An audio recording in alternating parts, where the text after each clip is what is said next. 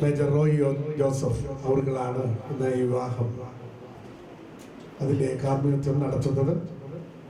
ക്ഷണം സ്വീകരിച്ച് കൃത്യസമയത്ത് തന്നെ എത്തിച്ചേർന്നു. അതുപോലെ തന്നെ വേദിയിലായിരിക്കുന്ന ശ്രേഷ്ഠ പുരോഹിതൻ reverend father I Baby saint Paul CSI church Kundara കൃത്യസമയത്ത് തന്നെ എത്തിച്ചേരുകയുണ്ടായി. അതുപോലെ തന്നെ ലഫ്റ്റനന്റ് കേണൽ PM ജോസഫ് മുൻ ഫീൽഡ് സെക്രട്ടറി ട്രിവാൻഡ്രം, മറ്റ് വിശിഷ്ടാതിഥികളായി എത്തിച്ചേർന്നിരിക്കുന്ന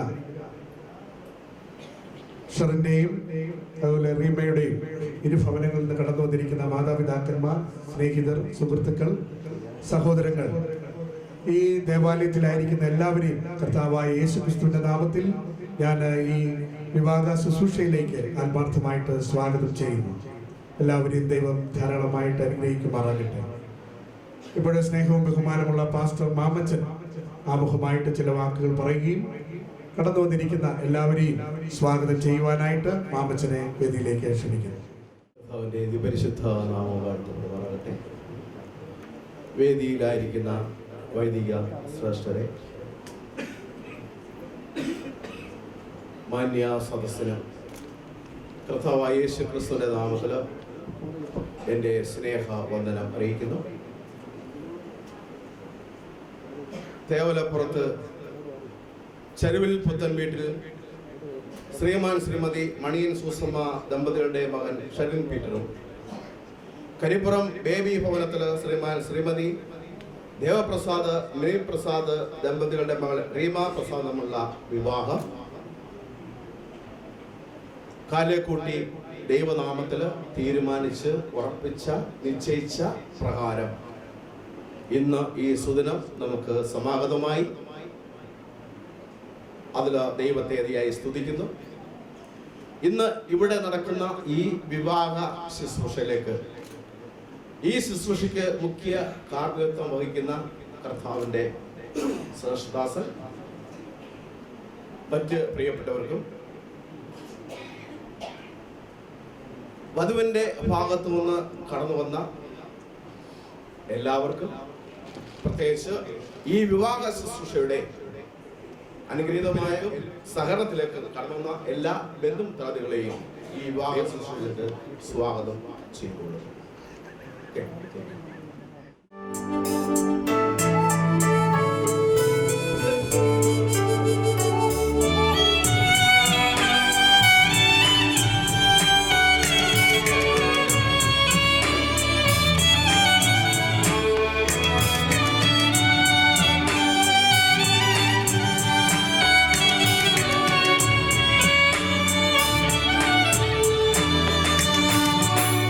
ആയിരം സൂര്യോദയ സൗന്ദര്യ സാരമേ, ശാരം പുഷ്പമേ, പരിമി പുഷ്പമേ, മന്ദാടയും പുലർക്കാല വെളിച്ചമായി എന്നതാരിത്തവ സദക്കാ, മന്ദാടയും പുലർക്കാല വെളിച്ചമായി സദക്കാ.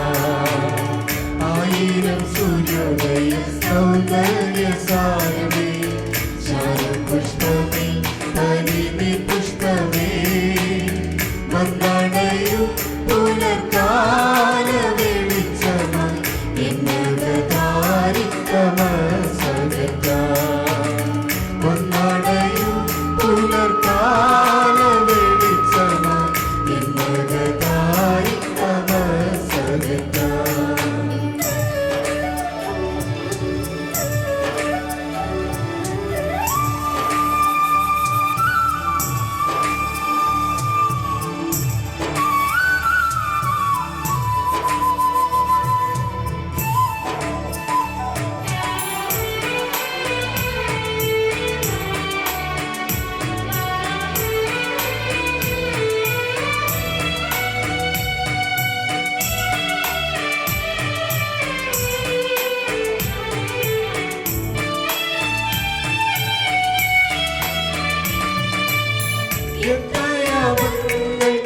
എത്ര ദിനരാത്രങ്ങൾ നിദ്രവിഹീനനായി ഞാനിരിപ്പു, എത്ര യാമങ്ങൾ എത്ര ദിനരാത്രങ്ങൾ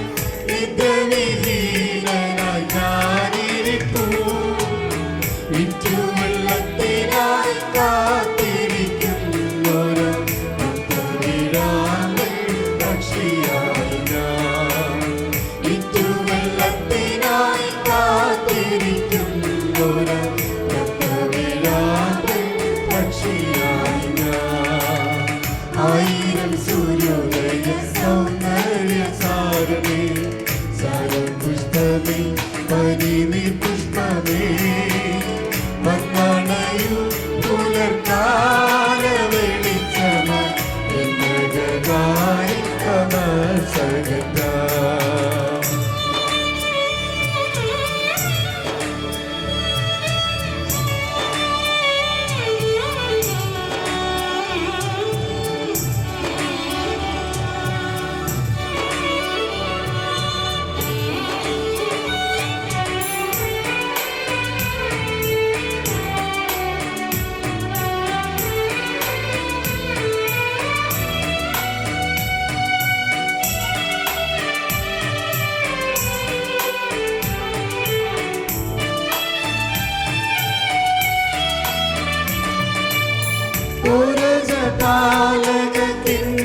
കിന്നരനാദത്തോടെ ഇരവിലും പകലിലും പാടുന്നു ഞാൻ കിന്നരനാദത്തോടെ ഇരവിലും പകലിലും പാടുന്നു ഞാൻ ഹൃദയം നീലച്ചു ഞാൻ വീണു പോകും വരെ കരുണമയനായി പാടുന്ന കീർത്തനം ഹൃദയം നീലച്ചു ഞാൻ വീണു പോകും വരെ കരുണമയനായി പാടുന്ന കീർത്തനം ആയിരം സൂര്യോദയ സൗന്ദര്യ സാരമേ സാരം പുഷ്പമേ പരിനി പുഷ്പമേ വന്ദനയും പുലർക്കാളിച്ചമായി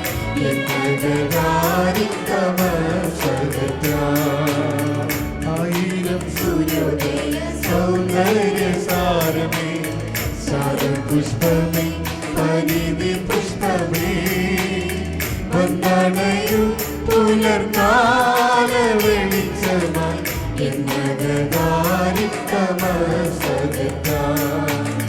വന്ദനയും പുലർക്കാല വെളിച്ചമായി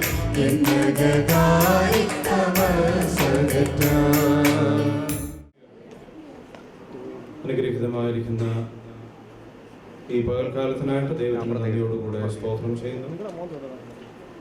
ദൈവത്തിന്റെ സന്നിധിയിൽ പ്രാർത്ഥനയോടുകൂടെ പ്രിയപ്പെട്ട കുടുംബാംഗങ്ങൾ ആഗ്രഹിച്ചതുപോലെ പ്രാർത്ഥിച്ചതുപോലെ പ്രിയപ്പെട്ട സഹോദരൻ ഷെറിൻ പീറ്ററും റീമ പ്രസാദും ദൈവത്തിൻ്റെ സന്നിധിയിൽ ചെയ്യുവാൻ പോകുന്ന ഉഭയസമ്മതത്തിലൂടെ അവർ ഒരു പുതിയ ജീവിതത്തിലേക്ക് പ്രവേശിക്കുവാൻ പോവുകയാണ്. പുതിയ ജീവിതത്തിൻ്റെ പടിവാതിൽക്കൽ നിൽക്കുന്നതായ ഈ പ്രിയപ്പെട്ട സഹോദരങ്ങളെ അനുഗ്രഹിക്കുന്നത്, അവരെ ആശീർവദിക്കുന്നത് സർവശക്തനായ ദൈവമാണ്. അതുകൊണ്ട് തന്നെ ഇവിടെ കടന്നു വന്നിരിക്കുന്നതായ എല്ലാ പ്രിയപ്പെട്ടവരും ഈ പ്രിയ കുഞ്ഞുങ്ങൾക്കായി വളരെ പ്രാർത്ഥനാനിരതമായ മനോഭാവത്തോടുകൂടെ കാണപ്പെടണമേ എന്ന് ഞാൻ ദൈവനാമത്തിൽ അപേക്ഷിക്കുകയാണ്. വിവാഹത്തെക്കുറിച്ച് വളരെ ആഴമായി നാം മനസ്സിലാക്കിയിട്ടുള്ളവരാണ്. അതിൻ്റെ അന്തസത്ത മനസ്സിലാക്കിയതിന് ശേഷം ജീവിതത്തിലേക്ക് പ്രവേശിച്ചവരാണ് ഇവിടെ ഇരിക്കുന്നവരിൽ ഭൂരിഭാഗവും എന്ന് ഞാൻ വിശ്വസിക്കുന്നു. അതുകൊണ്ട് തന്നെ പ്രാർത്ഥനയുടെ ആവശ്യകത എത്ര വലുതാണ് എന്ന് അവർക്ക് മനസ്സിലാക്കുവാൻ സാധിക്കും. അത് ഈ ശുശ്രൂഷ മുതൽ പ്രാർത്ഥനയുടെ ശക്തി പ്രിയപ്പെട്ട പൈതങ്ങളുടെ ജീവിതത്തിൽ അവർ അനുഭവിച്ചറിയുവാൻ പോവുകയാണ്. ഇന്ന് ഈ വേദിയിലായിരിക്കുന്നതായ ഏറ്റവും ആദരണീയരായിരിക്കുന്നതായ വൈദികർ, ഈ കോറിന്റെ ചുമതല ഉദ്യോഗസ്ഥർ മേജർ മാത്യു ജോസ്, മേജർ ആനിയമ്മ മാത്യു, അതുപോലെ തന്നെ സ്വാഗത വാക്കുകൾ സംസാരിച്ചതായ pastor Mamachan, reverend Y Lalu അച്ഛൻ, കേണൽ PM ജോസഫ് അയ്യ, Kottarakkara divisional youth secretary captain Tito VM, Thiruvananthapuram divisional youth secretary captain John K Silas, അവരുടെ പത്നിമാർ, ഇന്ന് ഈ ശുശ്രൂഷയ്ക്ക് പ്രാർത്ഥനയിലൂടെ അനുഗ്രഹമേകുവാൻ കടന്നു വന്നിരിക്കുന്ന നിങ്ങൾക്കെല്ലാവർക്കും കർത്താവായ യേശു ക്രിസ്തുവിന്റെ നാമത്തിൽ ഞാൻ എൻ്റെ സ്നേഹവന്ദനം അറിയിക്കുന്നു. അതോടൊപ്പം ഷെറിൻ പീറ്ററിനെയും റീമയെയും ഈ പ്രത്യേകമായിരിക്കുന്ന ശുശ്രൂഷയിലേക്ക് ഞാൻ ഹാർദവമായി സ്വാഗതം ചെയ്യുകയാണ്. ഭാഷണത്തിന് ഞാൻ മുതിരുന്നില്ല. നാം അവസാനിപ്പിക്കണം എന്ന് ആഗ്രഹിച്ചതായ സമയത്താണ് നാം ഇപ്പോൾ നിൽക്കുന്നത്. പ്രത്യേകമായ ചില പ്രതികൂലങ്ങൾ ഉണ്ടായിരുന്നതുകൊണ്ട് ദീർഘമായ ഒരു പ്രഭാഷണത്തിന് ഞാൻ മുതിരുവാനായിട്ട് ആഗ്രഹിക്കുന്നില്ല. ഇവിടെ നാം വായിച്ചു കേട്ടതായ വേദഭാഗം നമുക്ക് എല്ലാവർക്കും വളരെ സുപരിചിതമായ വേദഭാഗമാണ്. അപ്പോസ്തലനായ പൗലോസ് വിവാഹത്തെക്കുറിച്ച് പറയുന്നതായ കാര്യങ്ങൾ ഒരു വധുവിനെ സംബന്ധിച്ചിടത്തോളമോ അല്ലെങ്കിൽ ഒരു വരനെ സംബന്ധിച്ചിടത്തോളമോ അവരുടെ ജീവിതത്തിൽ ആകർഷകമായി കാണപ്പെടേണ്ടത് വധുവിന്റെ സൗന്ദര്യമല്ല വരനെ സംബന്ധിച്ചിടത്തോളം, അല്ലെങ്കിൽ വരന്റെ ആരോഗ്യമോ സമ്പത്തോ അല്ല വധുവിനെ സംബന്ധിച്ചിടത്തോളം പ്രധാനമായിരിക്കേണ്ടത്. അതിലൊക്കെ ഉപരിയായി മനുഷ്യ നേത്രങ്ങൾക്ക് അപ്രമേയമായ ചില വസ്തുതകൾ ദൈവം ആദ്യം മുതൽ തന്നെ സംസാരിക്കുന്നത് നമുക്ക് കാണുവാനായിട്ട് കഴിയുന്നുണ്ട്. നാരിയെ ദൈവം എടുത്തത് നരനിൽ നിന്ന് തന്നെയാണ്. അതുകൊണ്ട് തന്നെ അതിൻ്റെ പ്രാധാന്യതയും പ്രാമുഖ്യവും അവർ ഇരുവരും തിരിച്ചറിയേണ്ടതും വളരെ അത്യന്താപേക്ഷിതമായ കാര്യമാണ്. വിവാഹ ശുശ്രൂഷയിൽ നാം എല്ലാവരും ഉപയോഗിക്കുന്നതായ ഒരു ആശംസാ വാക്കാണ്, ഒരു പ്രാർത്ഥനയാണ് മുപ്പിരി ചരട് അറ്റുപോവുകയില്ല എന്നുള്ള പ്രാർത്ഥന അല്ലെങ്കിൽ ആശംസ. മുപ്പിരി ചരട് അറ്റുപോവുകയില്ല എന്ന് പറയുമ്പോൾ വിവാഹത്തിലൂടെ നാം ഉദ്ദേശിക്കുന്നത് സ്ത്രീയും പുരുഷനും ദൈവവും എന്നുള്ളതായ സമവാക്യമാണ്. സ്ത്രീയും പുരുഷനും ദൈവവും അടങ്ങിയതായ സമവാക്യത്തിൽ സ്ത്രീയുടെ സ്ഥാനം എന്താണ്, പുരുഷന്റെ സ്ഥാനം എന്താണ് എന്ന് വിവാഹ ജീവിതത്തിലേക്ക് പ്രവേശിക്കുവാൻ പോകുന്നതിനെ കുറിച്ചുള്ളതായ പുസ്തകങ്ങൾ വായിച്ചാൽ നമുക്ക് മനസ്സിലാക്കുവാനായിട്ട് സാധിക്കും. കുടുംബജീവിതത്തിലേക്ക് പ്രവേശിക്കുന്നതായ സ്ത്രീ പുരുഷന്മാർക്ക് ഏറ്റവും അഭികാമ്യമായിട്ടുള്ളതായ ധാരാളം പുസ്തകങ്ങൾ ഇന്ന് അവൈലബിൾ ആണ്. ഇതിനെക്കുറിച്ചൊന്നും ഒരു പുസ്തകവും വിശദീകരിക്കുന്നതായിട്ട് നമുക്ക് കാണുവാൻ കഴിയുന്നില്ല. മുപ്പിരി ചരട് അറ്റുപോവുകയില്ല എന്ന് ഒരു സോഷ്യലൈസ്ഡ് ആയിട്ടുള്ള ഒരു ബുക്കും നമുക്ക് കാണുവാനായിട്ട് കഴിയുന്നില്ല. ആത്മീയ പുസ്തകങ്ങളല്ലാതെ നമുക്ക് എങ്ങും കാണുവാൻ കഴിയുന്നില്ല. സെക്കുലറായിട്ട് ആരും അതിനെക്കുറിച്ച് എഴുതിയിട്ടില്ല. കാരണം അത് കണ്ടെത്തുവാൻ കഴിയുന്നത്, തിരിച്ചറിയുവാൻ കഴിയുന്നത് ദൈവമക്കൾക്ക് തന്നെയാണ്. ഷെറിൻ പീറ്ററിനെയും അതുപോലെ റീമ പ്രസാദിനെയും ദൈവം വളരെ മെച്ചമായി അനുഗ്രഹിച്ചു. ദൈവികമായ പരിജ്ഞാനത്തിലാണ് അവർ വളർന്നു വന്നത് എന്നുള്ളത് തർക്കമില്ലാത്തതായ കാര്യമാണ്. ഷെറിൻ പീറ്റർ, ഇദ്ദേഹത്തിന്റെ കുടുംബം തന്നെ വളരെ ആത്മീയമായ നല്ല ഒരു പശ്ചാത്തലമുള്ള കുടുംബമാണ്. ഇത് മാത്രവുമല്ല, പ്രത്യേകമായിരിക്കുന്നതായ ഒരു ഗ്രൂപ്പിന്, ഒരു ആത്മീയ ഗ്രൂപ്പിന് അതിന്റെ ഒരു പ്രധാനപ്പെട്ട അംഗമാണ് ഷെറിൻ പീറ്ററും അദ്ദേഹത്തിന്റെ സഹോദരൻ. അതുകൊണ്ട് ദൈവത്തിന്റെ സാന്നിധ്യം, നമ്മൾ മുപ്പിരി ചരട് അറ്റുപോവുകയില്ല എന്ന് പറയുമ്പോൾ ദൈവത്തിന്റെ സാന്നിധ്യം എങ്ങനെയാണ് നാം ആഗ്രഹിക്കുന്നത്, എങ്ങനെയാണ് നാം പ്രതീക്ഷിക്കുന്നത് എന്നുള്ളതാണ് ഏറ്റവും ചിന്തനീയമായിട്ടുള്ളതായ കാര്യം. ദൈവം നമ്മോട് കൂടെ ഇരിക്കണമെങ്കിൽ, കൂടെ ഇരിക്കണമെന്ന് നാം ആഗ്രഹിക്കുന്നുവെങ്കിൽ ഏത് രൂപത്തിലാണ് ദൈവം നമ്മോട് കൂടെ ഇരിക്കേണ്ടത് എന്നുള്ളതാണ് ഏറ്റവും പ്രസക്തമായിരിക്കുന്ന കാര്യം. ചില കുടുംബ ബന്ധങ്ങളിൽ ദൈവത്തെ അപ്പനായോ അമ്മയായോ സഹോദരനായോ അമ്മാവി അമ്മയായോ അമ്മായി അപ്പനൊക്കെ ആയോ ഒക്കെയാണ് പലരും ദൈവത്തെ കാണുന്നത്. ചിലർ കാര്യസാധ്യത്തിന് വേണ്ടി മാത്രമാണ് ഭാര്യയും ഭർത്താവും ദൈവത്തിന്റെ സന്നിധിയിലേക്ക് കടന്നു പോകുന്നത്. അതിനെക്കുറിച്ചൊന്നും പറയുവാൻ ഞാൻ ആഗ്രഹിക്കുന്നില്ല. എങ്കിലും ദൈവം നമ്മോട് കൂടെ ഇരിക്കണമെന്ന് നാം ആഗ്രഹിക്കുന്നുവെങ്കിൽ ദൈവത്തിന്റെ ഏത് സ്വഭാവമാണ് നമ്മോട് കൂടെ ഇരിക്കേണ്ടത്? ദൈവത്തിന് ധാരാളം സ്വഭാവങ്ങളുണ്ട്. ദൈവത്തിന് ചില സ്വഭാവ സവിശേഷതകളുണ്ട്. ഈ സ്വഭാവ സവിശേഷതകളിൽ ഏതാണ് ഷെറിൻ പീറ്ററിനോടും റീമ പ്രസാദിനോടും കൂടെ ഇരിക്കേണ്ടത് എന്നുള്ളതാണ് നിങ്ങൾ ഇരുവരും ചിന്തിക്കേണ്ടത്. ഒരുപക്ഷെ കർത്താവായ യേശു ക്രിസ്തു പറഞ്ഞതായ ചില വാക്കുകൾ ഈ അവസരത്തിൽ നിങ്ങൾ ശ്രദ്ധിക്കുന്നത് വളരെ ഉപകാരമായിരിക്കും. യോഹന്നാന്റെ സുവിശേഷം 13-ാം അധ്യായത്തിന്റെ 34-ാമത്തെ വാക്യത്തിൽ നിങ്ങൾ തമ്മിൽ തമ്മിൽ സ്നേഹിക്കണമെന്ന പുതിയൊരു കൽപ്പന ഞാൻ നിങ്ങൾക്ക് തരുന്നു. ഞാൻ നിങ്ങളെ സ്നേഹിച്ചതുപോലെ നിങ്ങളും തമ്മിൽ തമ്മിൽ സ്നേഹിക്കണം. ഇതാണ് ദൈവത്തിന്റെ പുതിയ കൽപ്പന. ദൈവത്തിന്റെ പ്രതിരൂപം എന്ന് പറയുന്നത് സ്നേഹമാണ്. സ്നേഹമുണ്ടെങ്കിൽ മാത്രമേ ഒരു കുടുംബജീവിതം ധന്യമായി തീരൂ എന്നുള്ള പുതിയ ഒരു തിയോളജിക്ക് അടിസ്ഥാനമിട്ടത് അപ്പോസ്തലനായ പൗലോസ് ആണെങ്കിലും കർത്താവായ യേശു ക്രിസ്തുവിന്റെ വാക്കുകൾ വായിക്കും. ഞാനൊരു പുതിയ കൽപ്പന തരികയാണ്. ഷറിൻ പീറ്ററിനെ സംബന്ധിച്ചിടത്തോളം അല്ലെങ്കിൽ റീമ പ്രസാദിനെ സംബന്ധിച്ചിടത്തോളം ദൈവം അവർക്ക് നൽകുന്നതായ പുതിയ കൽപ്പന എന്ന് പറയുന്നത് നിങ്ങൾ ഇരുവരും തമ്മിൽ തമ്മിൽ സ്നേഹിക്കണം എന്നുള്ളതാണ്. സ്നേഹത്തെക്കുറിച്ച് ഒരുപക്ഷെ മണിക്കൂറുകളോളം സംസാരിക്കുവാൻ കഴിവുള്ളവർ ഇവിടെ ഉണ്ട് എന്നുള്ളത് എനിക്കറിയാം. സ്നേഹം 4 തരത്തിലുള്ളതായ സ്നേഹത്തെയാണ് നമുക്ക് കാണുവാൻ കഴിയുന്നത്. രണ്ടാമത്തെ സ്നേഹം എന്ന് പറയുന്നത് ഫീലിയ എന്നുള്ളതാണ്.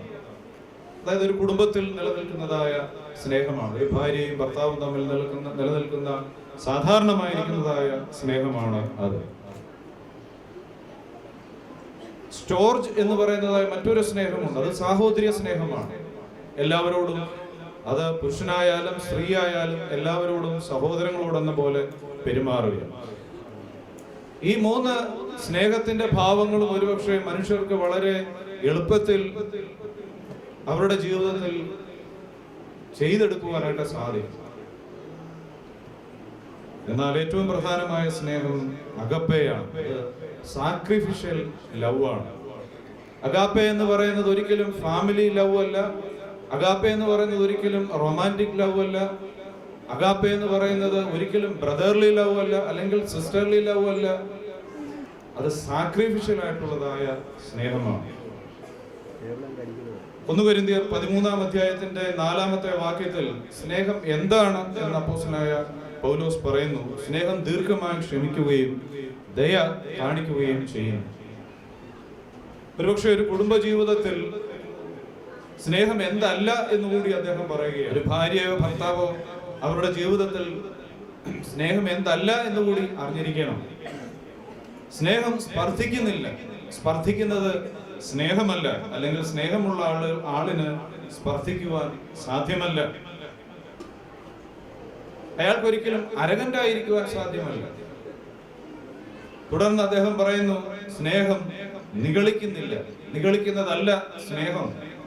സ്നേഹം ചീർക്കുന്നില്ല, അയോഗ്യമായി നടക്കുന്നില്ല, സ്വാർത്ഥം അന്വേഷിക്കുന്നില്ല, ദേഷ്യപ്പെടുന്നില്ല, ദോഷം കണക്കിടുന്നതുമില്ല, അനീതിയിൽ സന്തോഷിക്കാതെ സത്യത്തിൽ സന്തോഷിക്കുന്നു. വീണ്ടും അദ്ദേഹം പറയുന്നു, എന്താണ് സ്നേഹം? എല്ലാം പൊറുക്കുന്നു, എല്ലാം വിശ്വസിക്കുന്നു, എല്ലാം പ്രത്യാശിക്കുന്നു, എല്ലാം സഹിക്കുന്നു. ഇതാണ് ഒരു കുടുംബ ജീവിതത്തിന്റെ അടിസ്ഥാനം എന്ന് പറയുന്നത്.